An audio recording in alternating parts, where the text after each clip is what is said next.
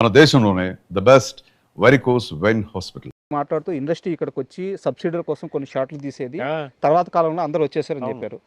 నాకు స్ట్రైట్గా చెప్పండి, తెలుగు సినిమా ఇండస్ట్రీ చెన్నై నుంచి ఇక్కడికి రావడానికి ప్రధానమైన కారణం అంటే ఒకరిద్దరు ముగ్గురు పేర్లలో ఎవరి పేర్లు చెప్తారు మీరు? అంటే ఫస్ట్ నాగేశ్వరరావు గారు అక్కడ ఏదో ఇష్యూ తోటి వచ్చేసి ఇక్కడ అన్నపూర్ణ హోటల్లో దిగి నాతో సినిమా తీసే వాళ్ళందరూ ఇక్కడ రండి అని చెప్పేవారని అనేవారు. అంటే నేను నాగేశ్వరరావు గారు ఫ్యాన్ కాబట్టి అప్పటికే నేను అది మాత్రం గుర్తుందో ఏంటో నాకు తెలియదు. ఆ తర్వాత ఏంటంటే కృష్ణ గారి బ్రదర్స్ వాళ్ళు కూడా బాగా, అంటే కృష్ణ గారి బ్రదర్స్ అంటే కృష్ణ గారే కదా, అంతేలే. కృష్ణ గారు స్టార్గా ఒక దీంట్లో ఉండేవారు ఏసీలో చుట్టూరా. వాళ్ళ బ్రదర్స్ హనుమంతరావు గారు, ఆశేష్ గారు బాగా వాళ్ళ ఫ్యామిలీలో అంతా అలా చేసేవారు. సినిమాలు తీసే పరంగా అయితే నాయుడు గారు, జంజాల్ గారు లాంటి డైరెక్టర్లు, మన రేలంగ నరసింహారావు గారు వీళ్ళంతా బాగా ఇక్కడ ఆంధ్రప్రదేశ్లో, ఉమ్మడి ఆంధ్రప్రదేశ్లో బాగా చేసేవారు సినిమాలు. అలా నాగేశ్వరరావు గారిది ఎక్కువ. బట్ ఏంటంటే అప్పటి కాంగ్రెస్ ప్రభుత్వం ఈ ఇండస్ట్రీని ఇక్కడ డెవలప్ చేయడానికి ఇక్కడ స్థలాలు ఇవ్వటం, స్టూడియోలు ఇవ్వటం, అన్ని కోట్ల విజయభాస్కర్ రెడ్డి గారు మాకు చిత్రపూరి ఇవ్వటం, సార్ ఇవన్నీ అప్పుడు ఆ ప్రభుత్వంలో చెన్నారెడ్డి గారు ఇలా అందరూ బాగా చేశారు. తర్వాత ప్రభాకర్ రెడ్డి గారు బాగా, ఎంఎస్ రెడ్డి గారికి వియ్యంకుడు కోట్ల విజయభాస్కర్ రెడ్డి గారు. సో ఎంఎస్ రెడ్డి గారు, ప్రభాకర్ రెడ్డి గారు బాగా ఫ్రెండ్స్, డైరెక్టరు రైటరు స్నేహము కలిసి ఒక టీం లాగా ఉండేవారు. సో ఎంఎస్ రెడ్డి గారి ద్వారా ప్రభాకర్ రెడ్డి గారు చిత్రపూరికి బాగా సహాయం చేసి 67 ఎకరాలు ఇప్పించారు. బా ఇంకోట్లు ఇదే ఈ మనం ఉన్న ఈ మట్టి వాళ్ళ భిక్ష. సార్, అండ్ కాదంబరి కిరణ్ ఇప్పుడు దాకా చాలామంది హీరోలతో లేదా చాలామంది హీరోల సినిమాల్లో యాక్ట్ చేసి ఉండొచ్చు, చాలా చాలా క్యారెక్టర్స్ చేసి ఉండొచ్చు. మీకు ఈ హీరో నాకు చాలా కంఫర్ట్గా ఉంటాడు అంటే ఏదో సెట్కి వెళ్ళినట్టు ఉండదు, నా ఇంటికి వెళ్ళినట్టు ఉంటుంది అని చెప్పేసి అలా మీరు చెప్పుకున్న హీరోలు అంటే ఎంతమంది ఉన్నారు? అట్లేం లేదండి. ఈ సినిమా ఇండస్ట్రీలో హీరోల దగ్గర ముఖ్యంగా మీరు ఎంత మీ పద్ధతిలో, మీ బౌండరీస్లో మీరుంటే మీరు ఎంత దగ్గరగా ఉంటారు అంతే. నేను ఎవరి దగ్గరైనా కంఫర్టబుల్గా ఉంటాను, ఎవరి దగ్గరైనా నా పరిధిలో నేను ఉంటాను కాబట్టి నాకు అసలు ఏ ఇబ్బంది లేదు. ఎవరైనా నాకు ప్రేమగా చక్కగా చాలా హ్యాపీగా ఉంటారు. మహేష్ బాబు గారి దగ్గర ఎక్కువ అంటే ఆయన చుట్టుపక్కల క్యారెక్టర్స్ చేస్తున్నప్పుడు ఉండే మజా ఆయన బాగా ఎక్కువ సరదాగా, ఎందుకంటే ఆయన కూడా పార్టిసిపేట్ చేస్తాడు ఆ కామెడీ దీంట్లో, ఎంటర్టైన్మెంట్ దీంట్లో, డిస్కషన్లా మాటలా చేసుకుని కొంచెం అంటే నేను దూరంగా ఉండాలని ఉండడు ఆయన. ఉంటే దూరంగా ఉంటాడు, క్యారవాన్లో ఉన్నాడంటే ఓకే, ఇక్కడ ఉన్నాడంటే మాత్రం అందరితో కలిసిపోయింటారు. అలాగే పవన్ కళ్యాణ్ గారు, భీమ్లా నాయక్ దాదాపు 30 రోజులు ఎన్ని రోజులు చేశాను నేను సార్. డైరెక్టర్ గారు, తర్వాత త్రివిక్రమ్ సార్, వీళ్ళంతా వీళ్ళ వల్ల. అయితే ఎప్పుడు నన్ను జనం మనిషి అని కూడా ఆయన పవన్ కళ్యాణ్ గారు జనం మనిషి, అతనికి కాఫీ తెప్పించిన, కాఫీ అంటే ఇష్టమని. అట్లా అంటే మన పరిధిలో మనం ఉన్నంత వరకు ఆ హీరోల దగ్గర మనకు చాలా హాయిగా ఉంటాం. అది ఎన్టీఆర్ కూడా చిన్నప్పటి నుంచి ఎన్టీఆర్ బాగా సార్ అనే ఉన్నాడు, ఇప్పటికీ అదే అలాగే ఉంటాను.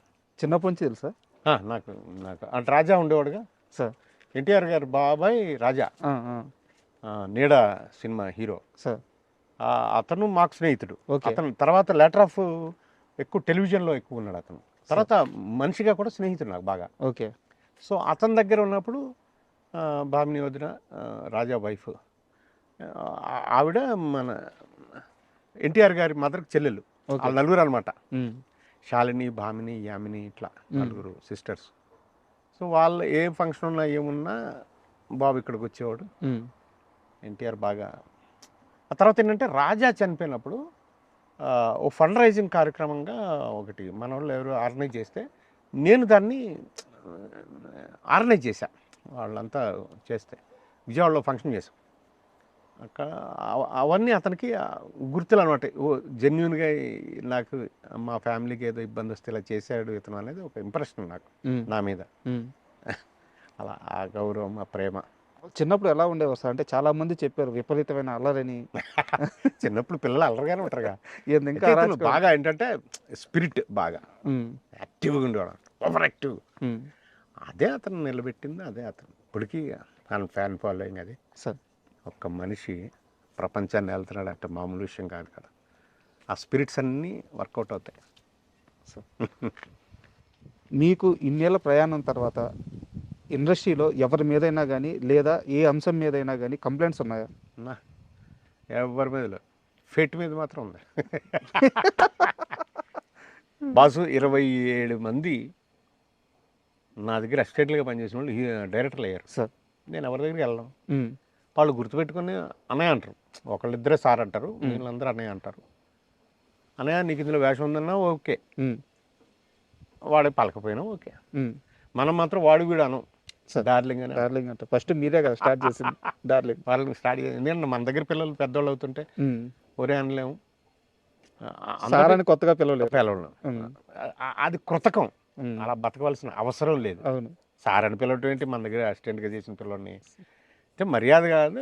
బాబు ఇప్పుడు ఏంటంటే బాబు అంటే అయిపోయాయి. ప్రభాస్ గారితో ఎప్పుడైనా డిస్కస్ చేస్తారా ఈ ఓడ్ నాది, మీరు దీన్ని బ్రాండ్ చేసేసారని? ఏమన్నారు ప్రభాస్ గారు? అది చంటిగాడు, అదే పూరిదే సినిమా, చంటిగాడు బుజ్జిగాడు సినిమాలో ఎరా బాజీ ఏం చేస్తున్నారు నువ్వు, ఏం చేస్తున్నావు, సినిమా పెడుతున్నావు. ఆ తర్వాత కూడా 2-3 ఫంక్షన్స్లో మా ఇద్దరి డైలాగ్ డెలివరీ ఎలా ఉంటుంది అన్నది ఆయనే ఎక్కువ ఇది చేస్తాడు. చాలా ఆయన కూడా ఈయనే తలసాని గారి పాప మ్యారేజ్కి కార్డు ఇవ్వడానికి వెళ్ళినప్పుడు ఇవన్నీ జ్ఞాపకం చేశాడు. ఆ తర్వాత పెద్దగా కలవలేదు, నేను 1-2 ఫంక్షన్స్లో కలిసాను అంతే. నేను జనరల్గా కలవను సార్. అంటే కావాలని వెళ్ళి కలవటం అనేది అవసరం లేదు. ఎందుకు నేను ఇంటర్వ్యూ కోసం ప్రిపేర్ అవుతా కొన్ని దగ్గరలో చూసాను సార్, అంటే అది కరెక్టో కాదు మీరు చెప్పండి. ఒక ఆశ్రమం మాత్రం పెట్టాలి, అది కాదంబరి కిరణ్కి బలంగా మిగిలిపోయిన ఒకే ఒక్క అంశం, దాన్ని మాత్రం చెయ్యాలి అని చెప్పి బలంగా నిర్ణయించుకోవాలి. సో అయ్యే మార్గాలు ఏం కనిపిస్తున్నాయి మీకు దగ్గరలో? మార్గాలంటే ఇంతకుముందు టీఆర్ఎస్ ప్రభుత్వం ఏదైనా స్థలం ఇస్తుందేమో అని నాకు ఇందాక పేర్లలో లైన్ కిరణ్ గారు ఒకటి చెప్పాను. లైన్ కిరణ్ గారు, ఇలాంటి శ్రీమిత్ర అంజబాబు గారు, శ్రీమిత్ర చౌదరి గారు, ఇలాంటి వాళ్ళు, శ్రీనాథ్ అని కుర్రా శ్రీనాథ్, ఇలాంటి వాళ్ళు నువ్వు స్థలం ఏదైనా తెచ్చుకో, మిగిలిన అన్నీ మనం ఇన్ఫ్రాస్ట్రక్చర్ అంతా కూడా చేయొచ్చు అని చెప్పారు. నాకు 3 ఎకరాల్లో ఒక ఆశ్రమం కట్టాలని నా కోరిక. అదేంటంటే పెద్ద తోటగా పెంచగలదు, ఇప్పుడు నాటచ్చు, పెద్ద పెద్ద చెట్లు కూడా స్పాట్లో మనం పెట్టేయచ్చు తీసుకొచ్చి. అలా చేసి గ్లాస్ రూమ్స్లో పేషెంట్ని పెట్టి చుట్టూరా, అంటే వాడికి ప్రపంచం కనిపించేలాగా ఆ చెట్టు మీద పక్షిని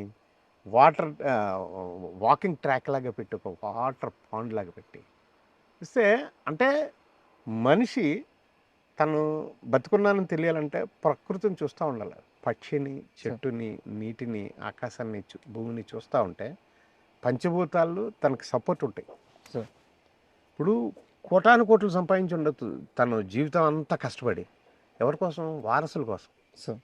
వాళ్ళంతా విదేశాల్లోనూ వేరే వ్యాపారాల్లోనూ ఉన్నప్పుడు ఒంటరిగా తన అదృష్టవంతుడైతే తన స్పౌజ్ కూడా ఉండిపోతారు అలా ఇళ్లలో అనాథల్లా. వాళ్ళని దత్తత చేసుకోవాలని నా కోరిక.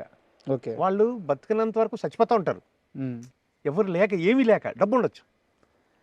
వాళ్ళని తీసుకొచ్చి దత్తత తీసుకొని ఈ ఆశ్రమంలో పెడితే అక్కడ అనాథాశ్రమం, వృద్ధాశ్రమం, జనతా ఆసుపత్రి కలిసి పెట్టాలని నా ధ్యేయం. అది నేను బతుకున్నంత వరకు అది చేస్తానని.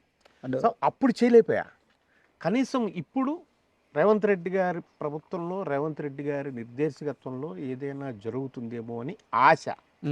అప్రోచ్ అయ్యారా? అవుతున్నా. కొంతమంది మధ్యలో పెద్దలు కూడా ఉన్నారు, వాళ్ళు కూడా చేస్తున్నారు. ఈ మధ్యలో కూడా ప్రైవేట్గా కొంతమంది ఇస్తారని కూడా అన్నారు. బట్ ఒక ఫ్రెండ్, ఒక లింగారెడ్డి గారని సూర్యాపేట దగ్గర ఇస్తా అన్నారు యాక్చువల్గా. అయితే నేను ఆశపడ్డాను 3 ఎకరాలు ఉంటుంది అని. అక్కడికి వెళ్తే ఒక 1/2 ఎకరా ఎంతో ఉంది అది అక్కడ. సో ఆయన నాకు ఇవ్వడానికి దానికి అంటే వర్కౌట్ అవట్లా. నా ఏదో ఒకటి స్టార్ట్ చేయటం కాదు కదా, దాన్ని ఒకసారి చేస్తే ఆ వ్యక్తిని మళ్ళీ మన జీవితాన్ని ఇచ్చినట్టే కదా. వ్యక్తిని మనం తీసుకున్నాం అంటే వాళ్ళ అంతం వరకు కూడా మనం కాపాడాలి సార్. అంతే కదా, బాధ్యత తీసుకుని పూర్తిగా తీసుకోవాలి. అలాగే అంచేత ఇది చేయాలంటే మళ్ళీ ప్రభుత్వమే చేయాలి కదా. అంత ఇప్పుడు ఇంత పెరిగిపోయిన ఈ విలువలకి, స్థలాలకి, సో ప్రభుత్వం చేస్తుందనే ఒక నమ్మకం ఒక రేవంత్ రెడ్డి గారు కానీ, ఒక శ్రీధర్ బాబు గారు కానీ, భట్టి గారు కానీ, మా దిల్ రాజు గారు కానీ, ఇలాగా ఏవో ఆశలు ఉన్నాయి. జరగచ్చు అంటే మీరు ఇందాక మంచి మాట అన్నారు, నేను డబ్బులు ఇస్తుంటే వాడి ఫోటో ఎందుకు అని ఎవరో feel కొంతమంది, అయ్యారని మీరే అలాంటి వాళ్ళ వల్ల తప్ప, లేకపోతే అలాంటి ఆలోచనలు తప్ప, లేకపోతే ఈ పెద్దవాళ్ళు వస్తే ఎంతసేపు అది సార్ బట్ ఎవరికాళ్ళకి చేయాలని ఉండొచ్చు, ఏమో But ఆలోచిస్తే అవుతుంది. మంచి అది అయిన తర్వాతనే నేను ఇక్కడ నుంచి కదిలేది, లేదా కదలను. ఎందుకంటే నేను ఇప్పటికీ మనది ఒక హీరో శివాజీ ఒకరోజు 5 లక్షలు పంపించాడు కరోనాలో. అంతకుముందు వివి వినాయక్ గారు 5 లక్షలు పంపించారు, పనిచేసాం. ఆయన ఒక వీడియో కూడా పెట్టారు, నాకు డబ్బులు పంపుతూ నా అకౌంట్లో వేస్తూ, ఎవరైనా నిజంగా అవసరం ఉంటే కాదంబరి దగ్గరికి వెళ్ళండి, నిత్యావసరాలకి నేను ఒక 5 లక్షలు వేలేసాను, అవి ఉన్నంత వరకు ఆయన చేస్తాడు అని రాయల్గా ఇచ్చారు ఆయన వినాయక్, వివి వినాయక్. శివాజీ అప్పుడు అంతకుముందు 1 లక్ష రూపాయలు పంపించాడు. శివాజీ రాజానా? శివాజీ హీరో శివాజీ. శివాజీ. అతను మన దగ్గర పెరిగిన ఓకే సోల్. ఓకే. అది నన్ను అన్నయ్య అనుకుంటూ అతని ఇంటర్వ్యూలో కూడా చెప్తాడు, అతను పని ఇచ్చాడు, అన్నం పెట్టాడు అని చెప్తాడు. ఆ ప్రేమ ఈ రోజుకి అలాగే మా ఇద్దరి మధ్యలో ఆ రిలేషన్ అలాగే ఉంటుంది. చేస్తే నేను దీన్ని ఏదో ఒకటి చెయ్యాలి, ఏంటంటే ఆశావహులు కోట్లలో ఉన్నారు, మనం వేలల్లో మన దగ్గర డబ్బు ఉంది, ఎలాగా ఇది ఏదో ఒకటి చేద్దామని ఇమీడియట్గా ఒక అంబులెన్స్ చేసేద్దామని 5 లక్షలు పెట్టి నేను మళ్ళీ 2,95,000 3 లక్షలు దగ్గర చేసేసి ఒక అంబులెన్స్ చేసి ఇప్పటికి రన్నింగ్లో ఉంది అది సార్. శివాజీ చేసింది. అలా 2-3 అంబులెన్సులు పెట్టి, జనరల్ ఫిజిషియన్ని పెట్టి, జనతా ఆసుపత్రిలో పెట్టి, అక్కడే కూరగాయలు అవన్నీ అక్కడే పండించి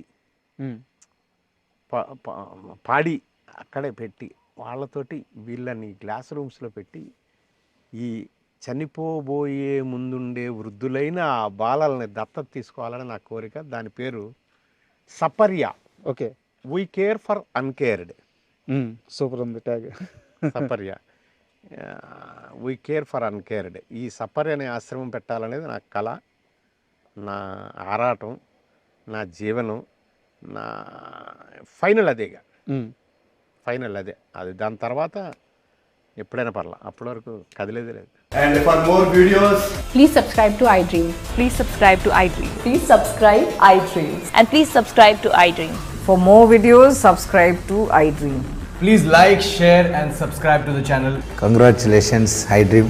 Subscribe to iDream. Subscribe to iDream. So subscribe to iDream Media. iDream team andarki huge congratulations. Please subscribe iDream Media. Please subscribe to iDream. Subscribe iDream. Please subscribe to iDream. iDream అంటే నా కళల ఛానల్ను subscribe చేసుకున్న నోరు తిరుగుతలేదు, మీరైతే గంట గుర్తు కొట్టండి. For more such videos, please subscribe to iDream. Subscribe to iDream. Please subscribe to iDream. Please subscribe iDream Media. Please do subscribe to iDream. Please subscribe to iDream Media. For best entertainment and information, please subscribe iDream. And don't forget to subscribe to iDream.